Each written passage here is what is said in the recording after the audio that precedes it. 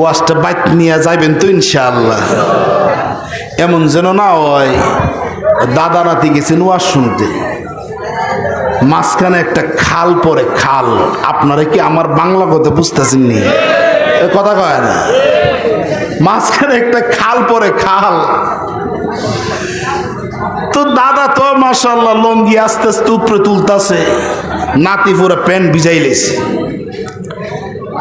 নাতি কইনারিলা হুজুর নওয়াজ করছে যে হাঁটুর উপর কাপড় তোলা যাবে না, ফরজ তরক করা যাবে না, তুমি দিয়ে একদম পুরা উল্টাই লেছ।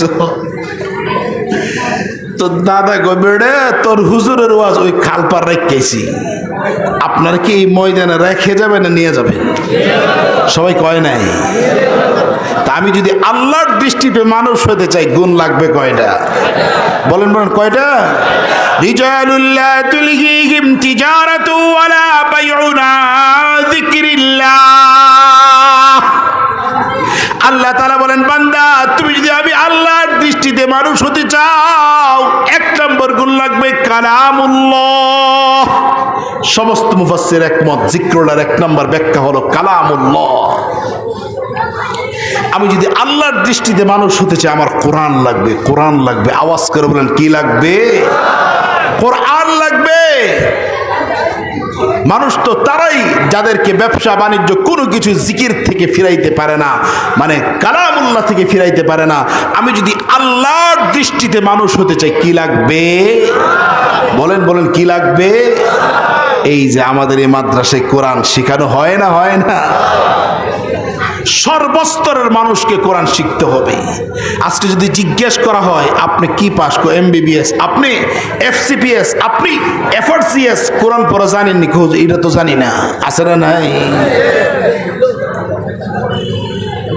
অথচ আল্লাহ বলেন তুমি কোরআন ছাড়া তুমি মানুষ হইতে পারবা না।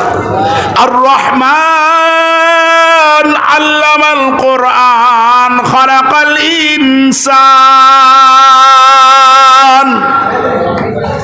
কোরআন ছাড়া মানুষই হওয়া যাবে না। এই জন্য কোরআন লাগবে না, লাগবে না?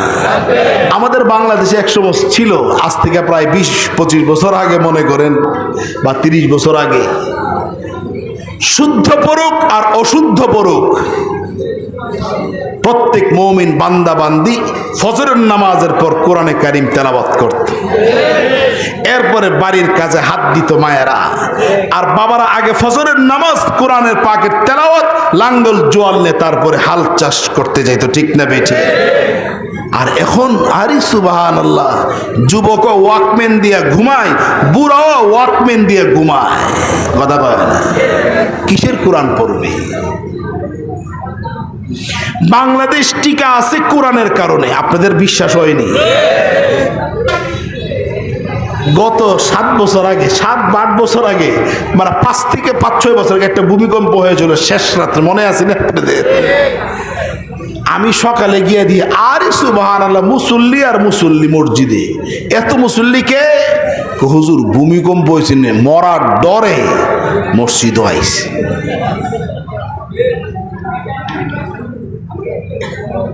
পরের দিন পত্রিকায় রিপোর্ট হয়েছে যে এই 6 রিক্টার মাত্রা ভূমিকম্প, যেটা কোনো কোনো দেশের এক একটা অঞ্চলকে তছনছ করে দিয়েছিল।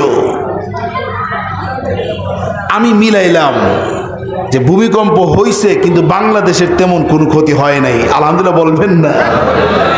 আমি মিলাইলাম কারণটা কি। তখন কারণ খুঁজে নিজে নিজেই বাইর করলাম যে আমাদের ছোট্ট ছোট্ট বাচ্চারা কনকনে শীতে উজু করে কোরআনে পাকের তেলাওয়াতে ব্যস্ত ছিল। সুবহানাল্লাহ কয় না? কোরআনে পাকের তেলাওয়াতে ব্যস্ত ছিল, এই জন্য আযাব আসছিল, কিন্তু আল্লাহ তাআলা এই দৃশ্য থেকে আযাবকে হটায় নিয়ে গেছে। সোনার বাংলাদেশ টিকে আছে কোরআনের বদৌলতে, এই সমস্ত মাদ্রাসা মসজিদের বদৌলতে সোনার বাংলাদেশ টিকে আছে। কোরআন থাকবে না, সুন্নাহ থাকবে না, মসজিদ মাদ্রাসা থাকবে না, সোনার বাংলাদেশও থাকবে না। ঠিক না বেঠি? এই কোরআনকে ভাই এদিকে অনেক চিল্লা চিল্লি হইতেছে, যারা এদিকে ভলান্টিয়ারে আছেন স্টেজের পিছনে চিল্লা চিল্লি বন্ধ করেন।